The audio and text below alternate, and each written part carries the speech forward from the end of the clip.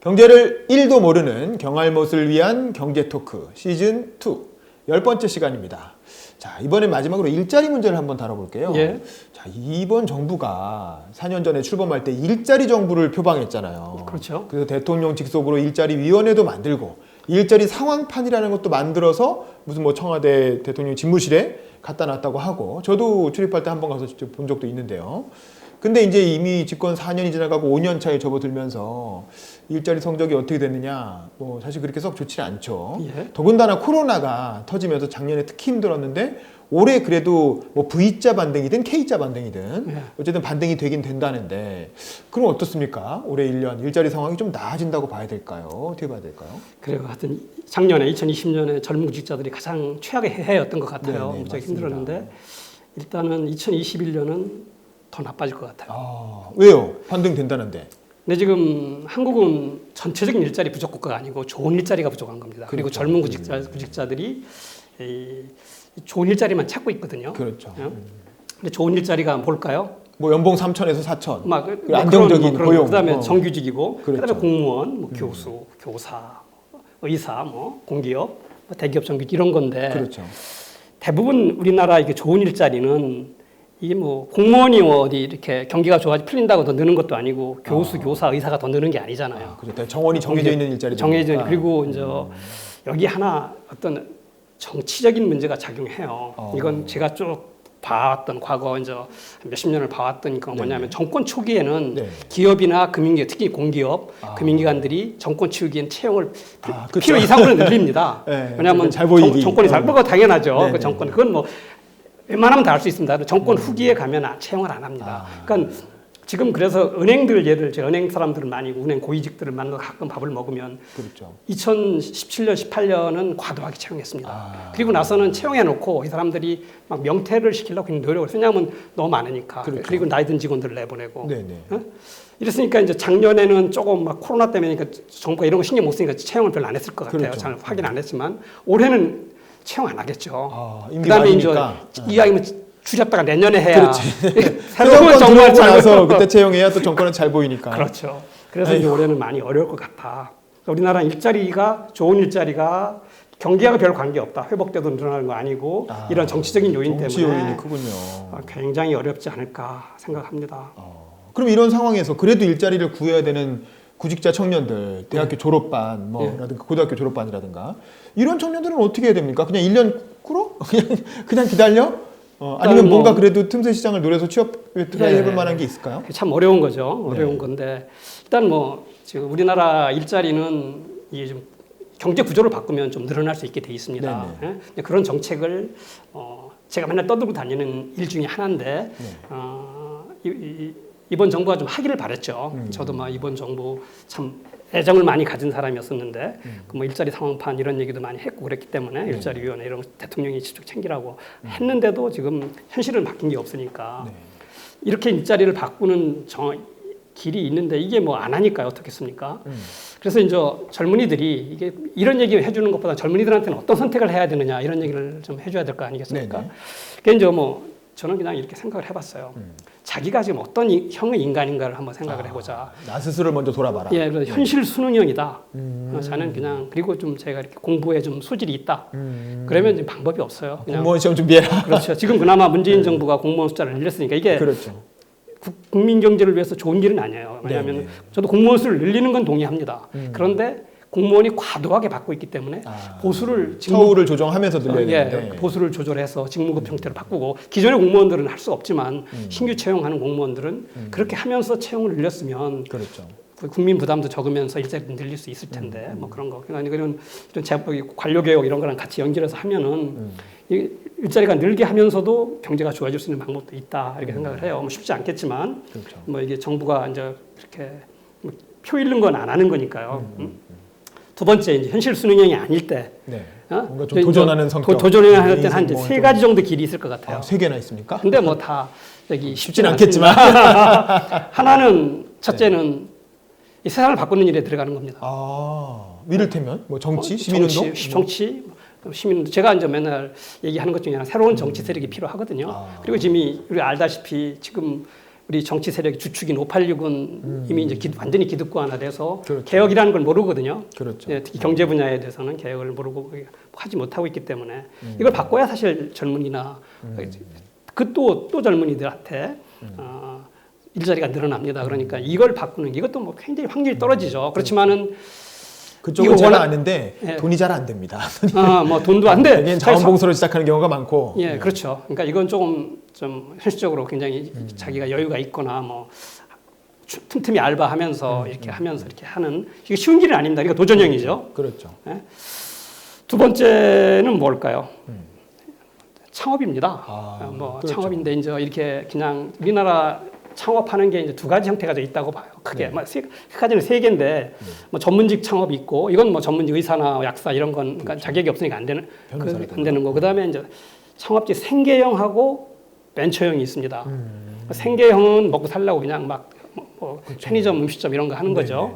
근데 이 벤처형은 어떤 건 이제 도전해 보는 거죠. 그러니까 뭐 저는 이게 우리나라 이제 새로운 수요가 있는데 수요는 분명히 있는 것 같은데 그게 지금 기업이나 뭐 이런 서비스를 이렇게 제공하지 못하는 분야에서의 창업은 계속 가능하다. 그렇죠. 그게 이제 저는 항상 생각하는 게 마켓컬리라고 생각합니다.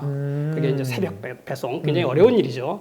그걸 이제 깨서 지금 그것도 젊은 사람이 젊은 친구들이 하는 거잖아요. 해서 지금 이제는 뭐 엄청난 큰 기업이 됐죠. 그 IT나 이렇게 벤처라는 게 IT나 뭐 이렇게 뭐 새로운 그런 기술 창업만이 아닐 수 아닌 있다. 그러니까 새로운 기술이 있는 창업을 할 수 있을 것 같다.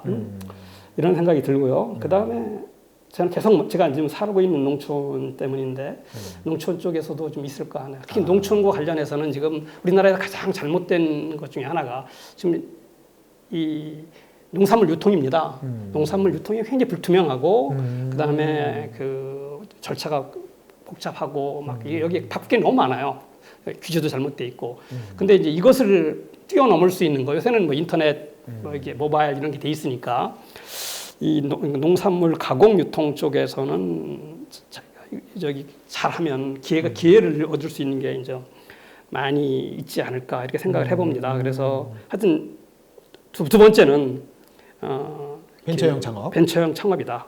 특히 농촌에서 해주면 더 이제 국민경제에 기여를 많이 합니다. 그러니까 이왕이면 농업을 뭔가 활용하는 예. 농업 유통이나 예. 이제 이런 분야에 뛰어드는 벤처형 창업도 한번 시도해 볼 수 있다. 예. 젊은 사람들이니까 할 수 있는 거죠. 할 수 있죠. 근데 뭐 이것도 아까 열정과 에너지가 있는 세상을 체력도 바꾸는 일 되고. 못지않게 네. 그것도 뭐 쉽지는 않죠. 그렇죠. 어렵지만 지금 다행히 꽤 많은 젊은이들이 우리 때보다는 다르게 그래도 이제 부모님이 좀 어떻게 좀 괜찮으신 분들은 그냥 당장 생계 문제는 걱정하지 않아도 될 사람들이 꽤 있다고 생각해요. 그렇죠. 네? 저희들 때는 그냥 당연히 힘들으니까 어렸을 때 그냥 당장 돈을 생계형이 모든 게 다 생계형이었습니다. 거의 대부분. 그렇죠.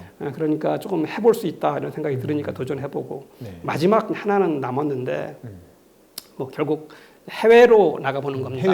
해외 취업. 해외에 나가는데 지금 다행히 지금 우리가 최근에 한국의 브랜드 가치가 굉장히 빠르게 좋아지고 있습니다. K-방역 성공하면서. 그것도 있지만 제가 볼 때는 한류, 그러니까 뭐 여기 방탄소년단이라든가 기타 뭐 드라마 이런 것들이 워낙 잘 만들어서 맞습니다. 나갔기 때문에 한국 사람들이 이제 해외에서 예전하고 다르게 더 이렇게 좀 좋은 대우를 받을 수 있는 기회가 온 것 같아요. 맞아요. 그리고 제 주변에 이제 이렇게 한국에서 막 진짜 그러니까 제대로 좀 이렇게 좋은 직장에 가기 어려운 사람들이 뭐 미국이나 뭐 유럽이나 아니면 동남아 같은 데서 이렇게 자리 잡고 성공한 사람들 많이 봤습니다.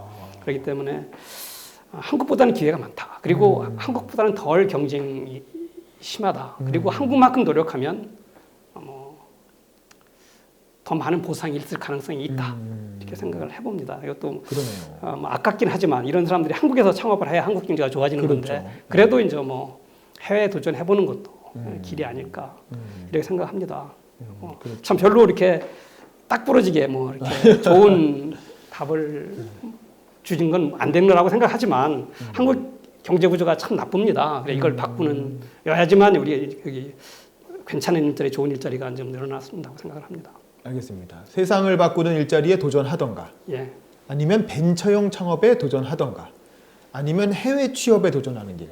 이렇게 세 가지 길을 청년들을 위한 일자리 대책으로 제시를 하셨고, 하지만 뭐 어쨌든 올해 공공부문이나 대기업에서는 공채가 잘 없을 가능성이 예측이 되기 때문에 특히 은행들, 금융기관들은 그럴 가능성이 크죠. 네네. 네. 그래서 아마 그냥 안정적인 취업을 원하시면 공무원 시험 준비하시고 아니면 내년 이후까지 그 공채를 노려보시되 그냥 뭔가 내 인생을 좀 리스크를 좀 테이킹하면서 멋있게 살아보고 싶다. 그렇다면 방금 말씀하신 것 같은 세 가지 길이 있을 수 있다. 그리고 잠깐 여기 이제 네네. 부연 설명, 좀 약간 오래 산 사람으로서 네네. 저희들 젊었을 때, 20대 뭐 이럴 때는 공무원 되는 게 또 저희 우리 세대도 마찬가지예요. 그렇죠. 공무원 되는 게 굉장히 쉬웠습니다. 선생님 되는 건 너무 쉬웠고 네. 또 서로 안 하려고 그랬어요. 그렇죠. 오죽하면 선생질이나 하냐 뭐 이런 뭐 식의 그리고 비하적인 이제 표현이 있을 정도로. 뭐 제가 가끔 얘기하는데 그 당시 하도 선생님을 안 하려고 하니까 남자들의 경우에 선생님을 하면 군대를 빼주기도 했어요. 아, 그게 이제 특히 대표적으로 그 공대를 나온 사람들은 선생은 안 하려고 취업을 너무 잘 되니까. 네네. 그런데 공고를 박정희 때 대통령 때 공고를 많이 만들었는데 선생님이 없는 거예요. 아, 그러니까 실업계 선생님들. 그러니까 공고 선생님을 대학 공대를 나와서 공고 선생님을 하는 조건으로 군대를 아예 충남대학교 국립대학교 공대를 공업교육대학으로 바꿔서 거기를 가면은 군대를 빼줬어요. 그리고 또 그것만 있는 게 아니에요. 네네. 선생님도 안 되려고 그래갖고 이 교육대학, 사범대학이 아니라 교육대학에 남자가 가면 여자는 그래도 꽤 갑니다. 선생님 그렇죠, 하니까. 그렇죠. 초등학교 선생님. 네, 초등학교 선생님. 그래서 남자가 가면 그것도 군대를 빼줬어요. 그런 시대가 있었습니다. 뭐 먼 옛날이 아니고. 그때는 인구가 많아서 군대를 좀 덜 가도 병력이 문제가 없었는데 지금은 인구가 부족해가지고 군대를 어떻게든 빡빡 긁어서 다 보냅니다. 이제 맞습니다. 그런 것도 있고. 그래서 근데 이제 그때 남들이 쉽게 선생님 되거나 공무원 되신 분들이 지금 돌아서 보면 지금 굉장히 생활이 윤택하고 좋아요. 그렇죠. 그런데 지금 에서 본다면 앞으로 30년 후에 또 이게 그대로 갈 그렇죠. 것 같지는 않아요. 30년 뒤에 어떤 직업이 진정한 위너가 될지는 아무도 모르는 거죠. 모르는 거니까 뭐 그렇게 지금만 보지 말고 한번 도전해 봐라. 그래서 아까 처음에 말씀하신 게 자기 자신을 먼저 돌아봐라. 예, 내가 어떤 성향의 사람인지를 먼저 잘 생각을 해보고 그렇습니다. 그 성향에 맞게 후회 없는 선택을 해라. 그래야 나중에 30년 뒤에 그거에 대해서 후회하지 않고 어쨌든 내 선택이니까. 맞습니다. 예. 나를 스스로 제대로 성찰해 본 다음에 한 선택이라면 후회하지 않는 인생이 될 수 있을 것이다. 예. 그렇게 이해할 수 있겠네요. 네, 알겠습니다. 여기까지 하겠습니다. 감사합니다. 감사합니다.